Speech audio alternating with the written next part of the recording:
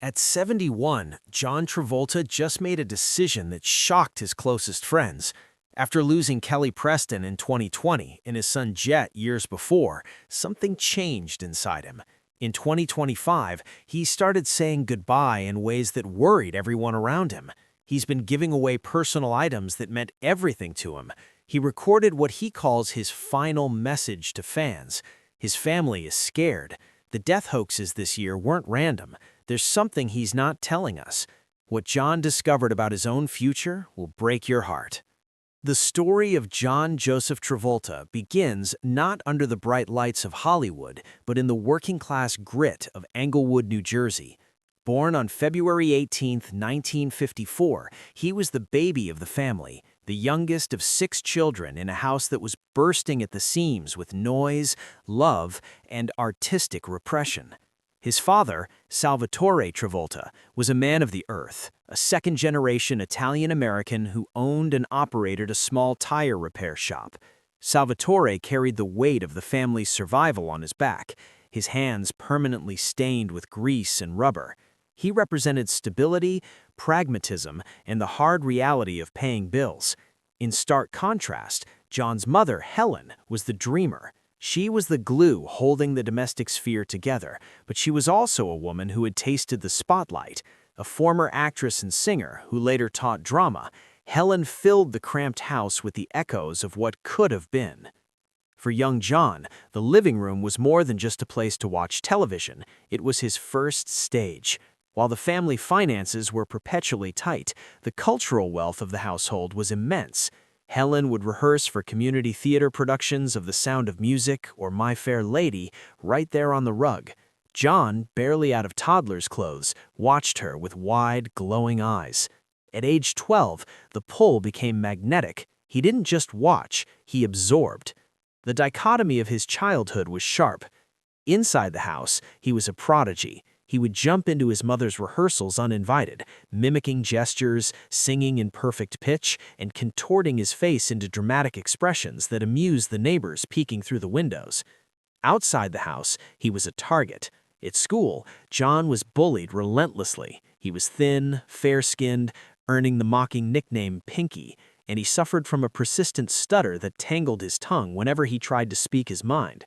School was a battlefield where he felt small and insignificant. He often wished to vanish before the lunch bell rang to avoid the torment of the playground. But the moment he stepped back into his home, he transformed. He used performance as a shield and a salve. Acting out skits for his siblings wasn't just play, it was a survival mechanism. It allowed him to channel the hurt from the schoolyard into humor and energy. Helen saw this. She recognized that the pain her youngest son carried could be fuel. She pushed him toward the theater, not just as a hobby, but as therapy. His first true validation came at age 12 in a community play directed by Helen titled Who Will Save the Plowboy? It was a minor role, but John didn't treat it that way. On opening night, he improvised. He added accents, tweaked his tone, and threw in jokes that weren't in the script. The audience didn't scold him, they roared. That sound, the thunderous applause, the laughter, hit him with the force of a revelation. It was a physical sensation, a door swinging open to a future where he wasn't Pinky the stuttering kid, but a star. By the time he turned 16, the disconnect between traditional schooling and his ambition became unbridgeable. In 1970, despite the pleading of his parents who wanted him to finish his education, John Travolta made the radical decision to drop out of Dwight Morrow High School. With a small bag and a few crumpled dollars, he crossed the Hudson River to New York City. The reality of New York in the early 1970s was far from the polished tourist destination of today. It was gritty, dangerous, and expensive. He moved into a YMCA, paying $1 per night for a cot.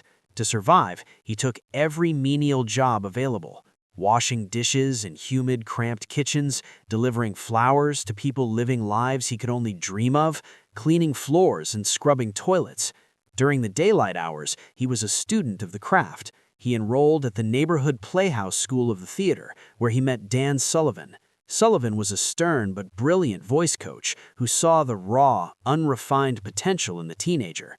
He stripped away John's affectations and, crucially, helped him dismantle his stutter through rigorous vocal control exercises. But Sullivan also offered a warning that John would never forget. Talent alone is not enough. The industry will break you if you do not build a thick skin. John took this to heart. He treated rejection not as a failure, but as part of the process. In 1970, he landed his first professional gig in a production of Bye Bye Birdie at the Cherry Lane Theater. The pay was $75 a week, hardly a fortune, but it was money earned from art. It validated his existence. However, the industry was volatile. 2 years later, in 1972, he acted alongside Blythe Danner in the off-Broadway play Rain. It was a disaster. The reviews were scathing, and the show closed after just 2 weeks. Suddenly, unemployed and broke, John found himself sleeping on park benches, watching the sunrise over a city that seemed indifferent to his struggle. The turning point: Greece, the tour. In 1973, he joined the National Touring Company of Greece. He wasn't playing the lead, Danny Zuko, but rather the goofy, lovable Duty. This tour was his boot camp. The grind: long bus rides across America. The lesson: how to perform through exhaustion, illness, and bad moods. The style: he began improvising dance moves on stage, realizing he had a natural fluidity that captivated audiences even when he wasn't speaking. This road work led to his Broadway debut in 1974 in the musical Over Here, starring the legendary Andrews sisters. The show was a hit, running for 341 performances. For the first time, critics noted his singing voice, a surprisingly tender tenor on the song Dream Drummin'. Simultaneously, he became the king of commercials. In 1974 alone, he auditioned for over 50 spots, landing lucrative gigs for Dr. Pepper and auto accessories. He was making $500 a day shooting ads. For a kid who had recently slept on a park bench, this was immense wealth. He moved into his studio in Hell's Kitchen, feeling that he had finally grabbed the first rung of the ladder. 1975 was the year of the pivot. It began with failure. John auditioned for the film adaptation of Godspell, a project he desperately wanted. During the callback, his voice cracked, he flubbed the song, and he was cut. Devastated, he sought out acting coach Milton Katselas. Katselas didn't coddle him, he forced him to dig into his emotional reservoirs, teaching him that failure was just data to be analyzed. Then came the audition for a sitcom called Welcome Back, Kotter. John almost didn't go. He was considering a steady Broadway role that felt safer. Casting director Lynn Stallmaster, who believed in John's X Factor, practically forced him to wait for the sitcom audition. John walked into the room in March 1975, sweaty, chewing gum, and projecting an air of confused arrogance. He read the lines for the character Vinnie Barbarino. The room didn't just like him, they were mesmerized. He didn't act the part, he inhabited it. The Barbarino effect. When the show aired, it was a cultural phenomenon. By May 1976, John Travolta was the most famous face on American television. Merchandise, t-shirts, lunchboxes, and posters with his face were selling in the millions.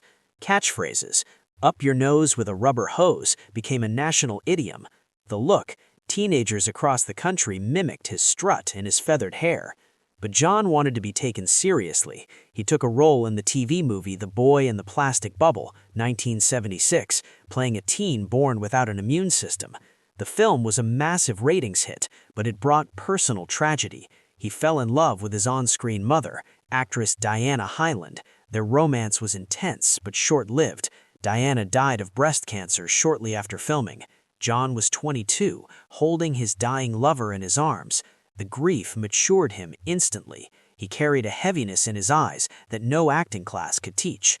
If 1976 made him a TV star, 1977 made him a legend. John walked into the production of Saturday Night Fever carrying the weight of the world, yet he moved with a fluid grace that defied gravity. Over 200 actors had auditioned for the role of Tony Manero, the Brooklyn paint store clerk who lives for the weekend.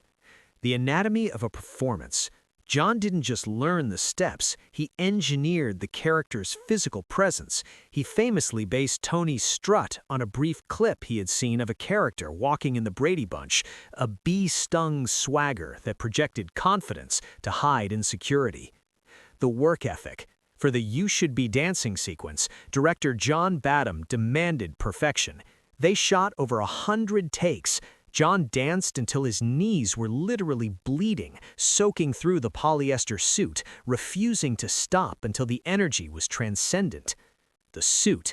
Costume designer Patricia von Brandenstein bought the iconic white suit off the rack at a cheap men's store in Brooklyn. It wasn't high fashion, it was polyester, but on Travolta, it looked like armor.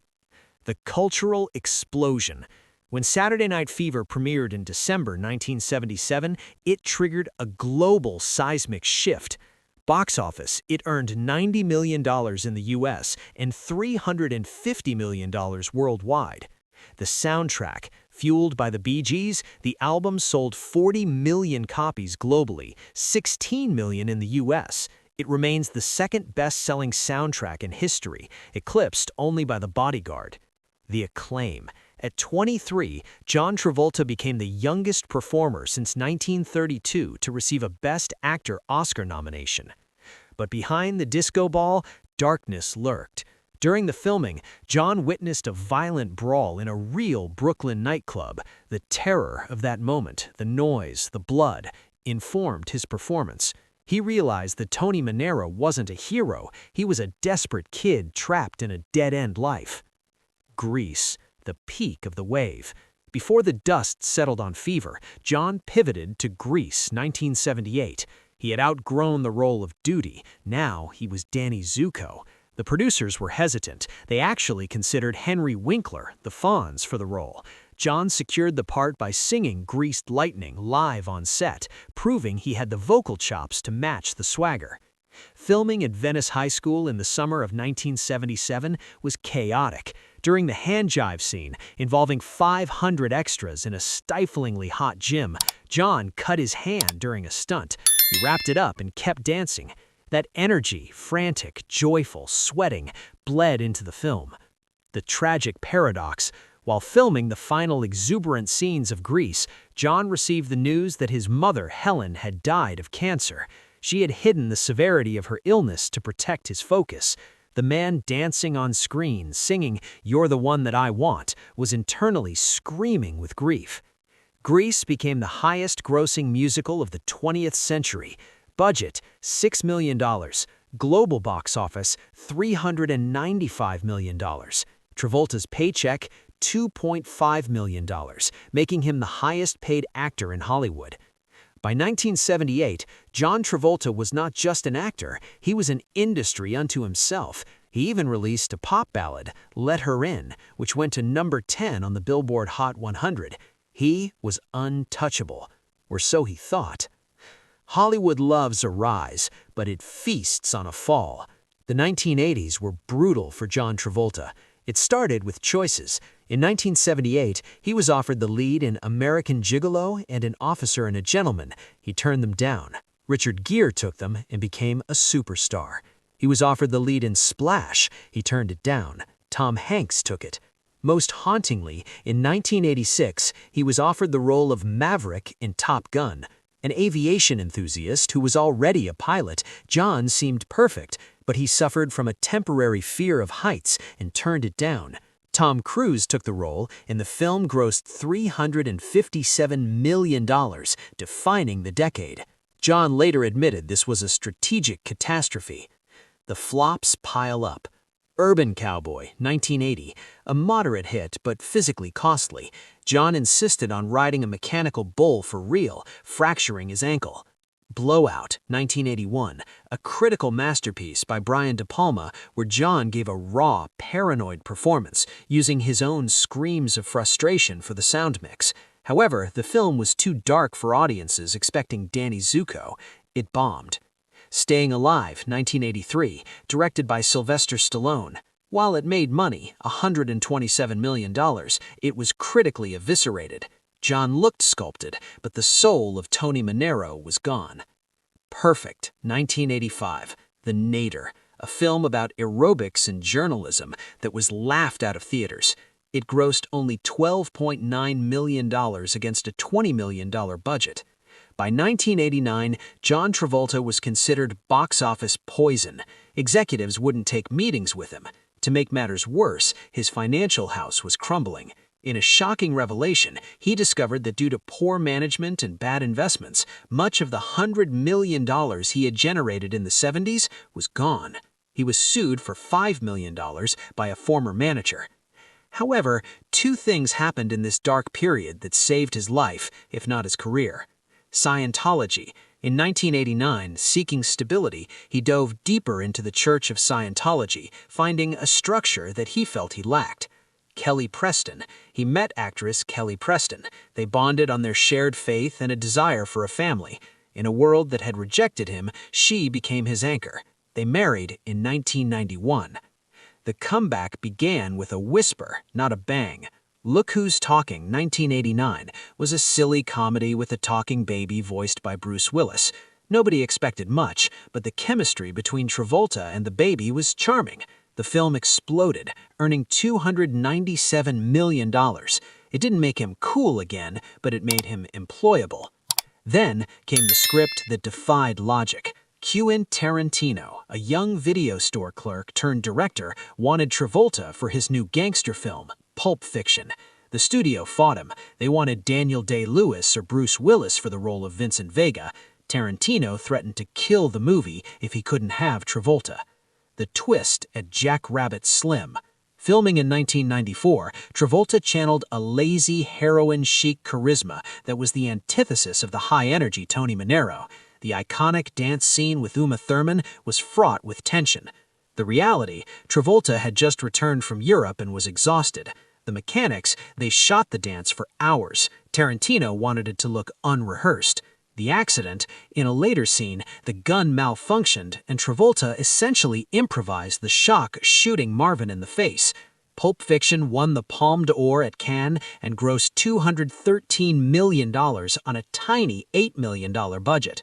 John Travolta was nominated for an Oscar again. He wasn't just back, he was cooler than he had ever been. The Golden Run, 1995 to 1999.